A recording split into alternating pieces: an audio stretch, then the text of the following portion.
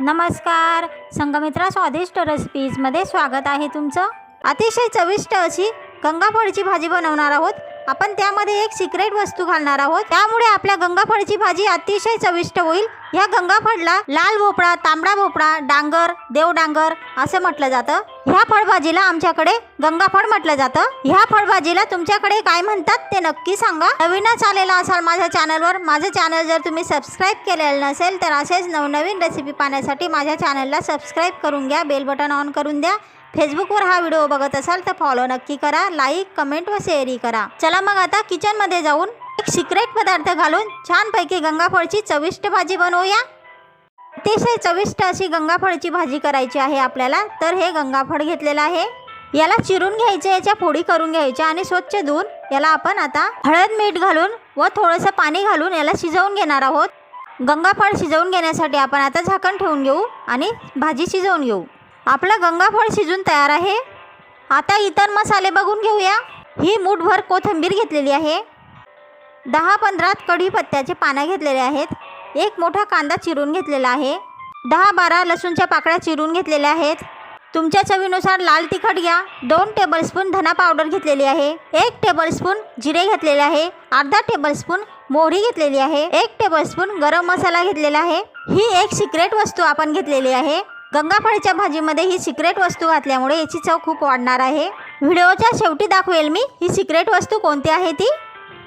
चला मग आता भाजीला फोडणी देऊन घेऊया।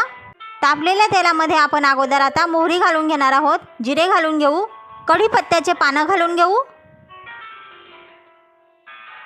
कढीपत्त्याला छानपैकी फोडणी बसल्यानंतर आपण चिरून ठेवलेला कांदा व लसूण घालून घेऊ। आता कांदा लसूण तांबडा होईपर्यंत आपण कांदा लसूणला फोडणी बसू देऊया।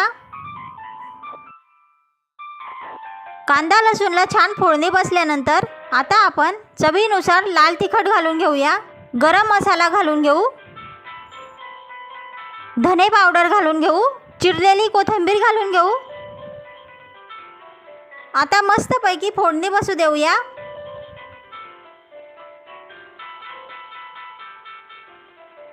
सर्व मसाल्यांना व्यवस्थित फोडणी बसल्यानंतर आपण आता शिजवलेलं गंगाफळ घालून घेणार आहोत।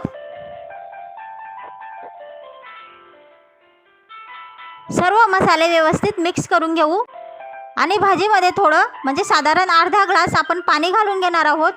सर्व भाजीला मिक्स करून घेऊ आणि उकळी येऊ देऊ। गंगाफळीची भाजी पूर्ण झाल्यानंतर आपण आता सिक्रेट वस्तू म्हणजेच भाजीची शेव घालणार आहोत। भाजीची शेव घातल्यामुळे गंगाफळीच्या भाजीची चव अतिशय चविष्ट होणार आहे। भाजीला उकळी आल्यानंतर चला मग आता आपण शेव घालून घेऊ आणि 2-3 उकळी येऊ देऊ, त्यामुळे आपली भाजी म्हणजे शेव वगैरे व्यवस्थित शिजून जाईल। शेव व गंगाफळ मिक्स भाजी तयार आहे। अतिशय चविष्ट अशी भाजी होते। नक्की करून बघा आणि कमेंट बॉक्समध्ये सांगा कशी झाली आहे भाजी ती। नवीनच आलेला असाल माझ्या चॅनलवर आणि माझे चॅनल जर तुम्ही सबस्क्राइब केलेलं नसेल तर असेच नवनवीन रेसिपी पाहण्यासाठी माझ्या चॅनलला सबस्क्राइब करून घ्या, बेल बटन ऑन करून द्या। फेसबुकवर हा व्हिडिओ बघत असाल तर फॉलो नक्की करा, लाईक, कमेंट व शेअरही करा। चला मग आता भेटूया पुढच्या रेसिपीमध्ये। तोपर्यंत स्वतःची काळजी घ्या, स्वतःच्या कुटुंबियांचीही काळजी घ्या। पुढच्या रेसिपीपर्यंत नमस्कार।